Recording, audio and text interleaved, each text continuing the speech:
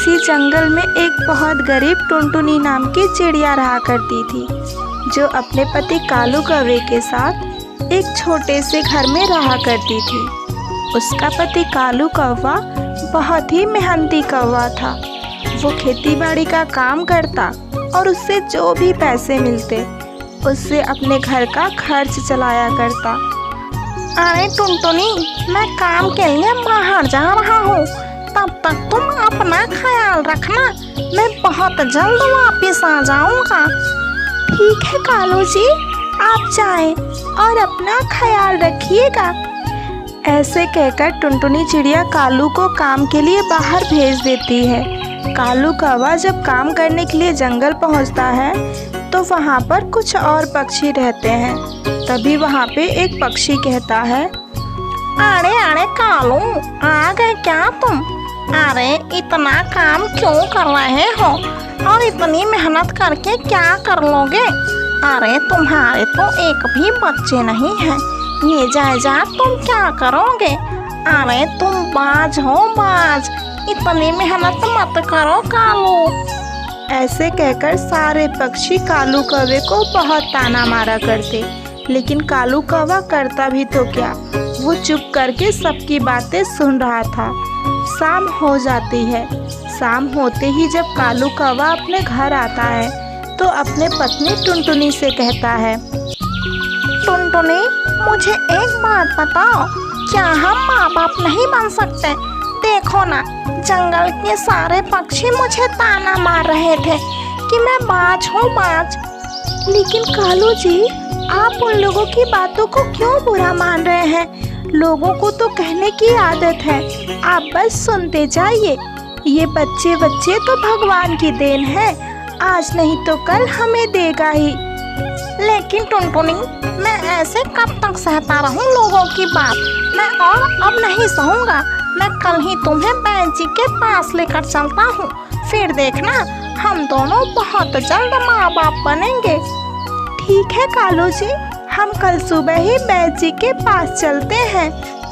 अगली सुबह होते ही कालू कौवा अपने पत्नी को लेकर बैद जी के पास जाता है और वहाँ पर जाके कहता है, बैद जी देखिए, हमारे शादी को काफी दिन हो गए, लेकिन अभी तक हम दोनों माँ बाप नहीं बने और इस बात का ताना हमें पूरे जंगल वाले देते हैं।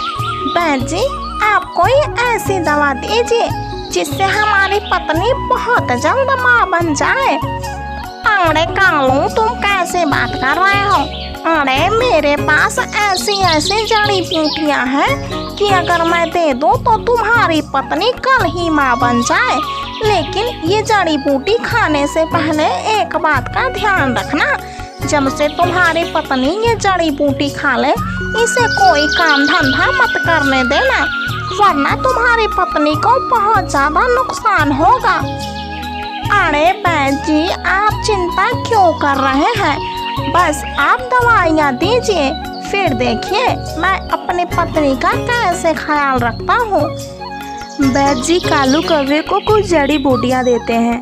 फिर क्या, कालू कौवा वो लेकर अपने पत्नी के साथ घर आता है और उसे वो जड़ी बूटी दे देता है और कहता है, अरे टुनटुनी, अब मेरी बात कान खोल कर सुनो।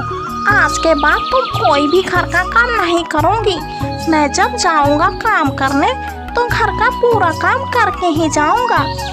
लेकिन कालू जी, आप कैसे करेंगे? आप बाहर जाकर इतनी मेहनत का काम करते हैं और अब घर का भी काम? नहीं नहीं कालू जी, मैं कर लूँगी। अरे धीरे धीरे कर लूँगी मैं काम। अरे टुनटुनी, मेरी बात तुम क्यों नहीं सुनती हो? मैंने एक बार कह दिया तो कह दिया, आज से तुम कोई काम नहीं करोगी। ठीक है कालू जी, जैसा आप कहें। ऐसे ही कुछ दिन बीत जाते हैं। एक दिन टुनटुनी चिड़िया अपने पति कालू से कहती है, अजी कालू जी, मैं बहुत दिनों से सोच रही हूँ, क्यों ना मैं पिंकी को यहाँ पर बुला लूँ। ऐसे वो रहेगी तो आपका ख्याल भी रख लेगी और घर का सारा काम भी कर देगी। देखिए ना, आपको कितना काम करना पड़ रहा है, पहले पूरा घर का काम और फिर बाहर जाकर मेहनत करना। अरे मेरी प्यारी पत्नी टुनटुनी, तुम मेरा कितना ख्याल रखती हो। चलो मैं तुम्हारी ये बात मान लेता हूँ और कल ही जाकर तुम्हारी बहन पिंकी को अपने घर लेकर आता हूँ। फिर क्या, सुबह होते ही कालू कौवा पिंकी चिड़िया को लेने अपने ससुराल चला जाता है। और वहाँ से जब पिंकी चिड़िया को लेकर रास्ते में आता है तो पिंकी चिड़िया कहती है, अरे जीजा जी, थोड़ा धीरे उड़िए, देखिए मेरे प्यारे प्यारे पंखों में बहुत जोर से दर्द हो रहा है। अरे साली जी, आपको दर्द हो रहा है? अरे अरे, आपके फूल जैसे पंख मुरझा गए क्या? मुझे तो लग रहा है आपको भूख लगी है। चलिए मैं आपको कुछ खिला देता हूँ। कालू कौवा पिंकी चिड़िया को ले जाकर एक ठेले के पास समोसे खिला देता है। फिर पिंकी चिड़िया कहती है, अरे जीजा जी, अब चलिए भी, मेरा पेट तो भर गया है, अब जल्दी चलिए वरना शाम हो जाएगी। अरे हाँ हाँ साली जी, चलिए चलिए, शाम हो जाएगी, आप बिल्कुल सही कह रही हैं। ऐसे कालू कौवा पिंकी के साथ उड़ते हुए आ रहा था। तभी पिंकी सोचने लगती है, अरे जीजा जी कितने प्यारे हैं और कितनी प्यारी प्यारी बातें करते हैं। जरूर ये दीदी से बहुत प्यार करते होंगे। काश मुझे भी कोई ऐसा प्यार करने वाला मिला होता। लेकिन छोड़ो, कोई बात नहीं, मैं जीजा जी को अपना बना कर ही रहूंगी। अरे साली जी, क्या सोच रही हैं? अरे आ गया हमारा घर, चलिए अपने दीदी से मिल लीजिए। अरे पिंकी, तू आ गई। अरे मैं बहुत ज़्यादा खुश हूँ।